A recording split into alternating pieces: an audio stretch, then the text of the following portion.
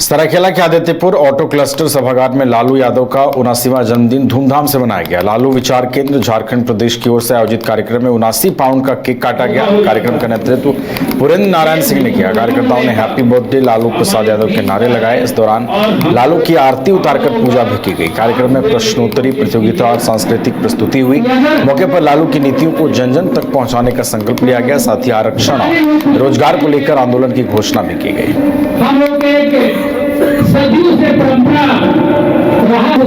देखिए, लालू जी ने खास करके गरीब लोगों को, बेजुबान लोगों को सम्मान दिया।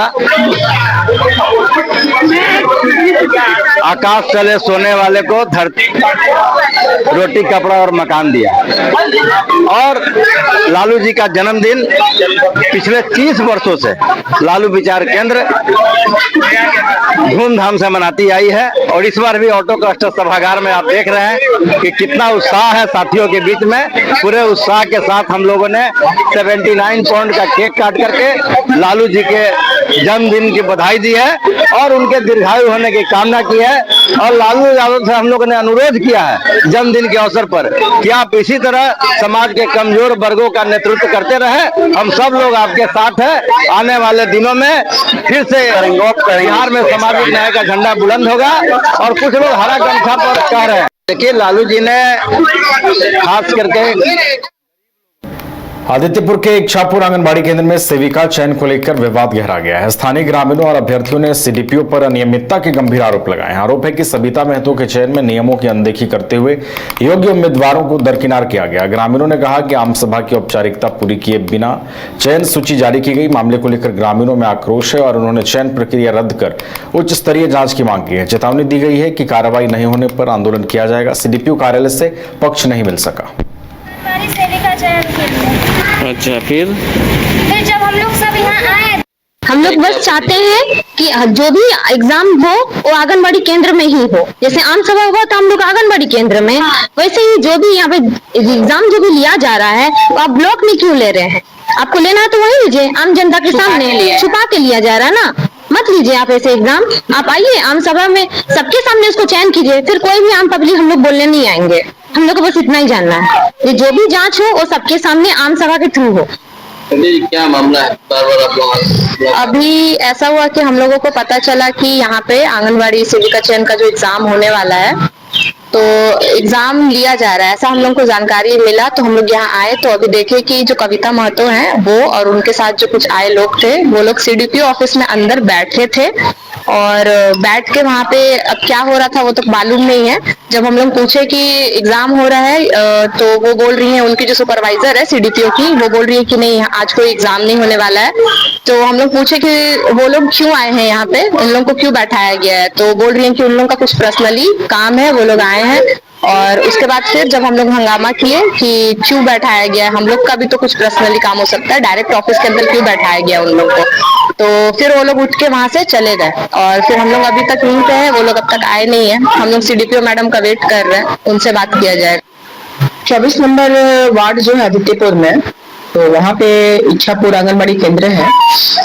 और उस एरिया में इच्छापुर में 3 आंगनबाड़ी केंद्र चलते हैं, इच्छापुर ग्वालापाड़ा, इच्छापुर लाइनटोला और इच्छापुर के पोषक क्षेत्र में जो है ये आंगनबाड़ी केंद्र में सेविका जो है वो सेवानिवृत्त हो गई थी। तो उनके स्थान पे पद खाली था। तो वहां पे सेविका चयन पूर्व सूचना के आधार पे 7 मई को रखा गया था। परंतु 7 मई में जब हम लोगों ने वहां पे रखा तो 200-250 लोगों के माने लोग उपस्थित हुए थे वहां पे। तो उनका कहना था कि सभी लोगों का सर्टिफिकेट कंप्लीट हम लोगों नहीं लाए हैं, तो इसके लिए हम लोगों को समय दिया जाए। तो हम लोगों ने उनको समय दिया था। और ठीक 12 दिन के बाद 18 तारीख को हम लोगों ने आम सभा बिल्कुल नियम के आधार पे, झारखंड सरकार के जो हमारे नियम है उनके आधार पे हम लोगों ने विभागीय नियम के आधार पे रखा था। और आम सभा में सारी प्रक्रिया जो है विभागीय नियम के आधार पे हम लोगों ने किया था और उस प्रक्रिया के तहत 12 उम्मीदवार खड़े हुए थे और जिसमें चूंकि नियमावली को बिल्कुल पढ़ के बताई गई थी और चयन समिति में चूंकि हमारे अलावा एलएस वार्ड पार्षद, प्रधानाध्यापक, एएनएम सभी लोग चयन समिति के सदस्य के तौर पे और मैं अध्यक्ष के तौर पे वहां पे उपस्थित रहती हूँ। इस क्रम में जो आंगनबाड़ी सेविका का चयन वहां पे किया गया, बिल्कुल विभागीय नियम के एक एक शब्द के एक एक अक्षरशः अनुपालन किया गया और वहां पे सभी का मार्क्स भी बताया गया। हम लोग बस चाहते हैं कि जो भी घर रहने का मकान भर नहीं, ये खुशियों की तिजोरी है। दरवाजे पर दस्तक देता पड़ोस, खिड़कियों से उमड़ आता आसमां, तारों में उलझी ऐसी ना जाने कितनी दास्तां। कहती हैं चले डायमंड सिटी, एक सफर हम सफर के साथ अपने घर तक। Diamond city, life long bonding, 500 से ज्यादा खुशहाल डायमंड परिवार। जल्दी करें, सिर्फ 200 फ्लैट बाकी, आज ही बुक करें अपना आशियाना।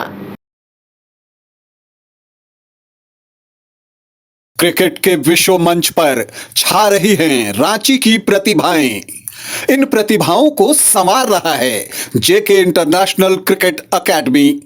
अनुभवी कोच की देखरेख, सुविधाओं से लैस जेके क्रिकेट एकेडमी अनुशासन और आत्मविश्वास का विश्वास भरा सफर।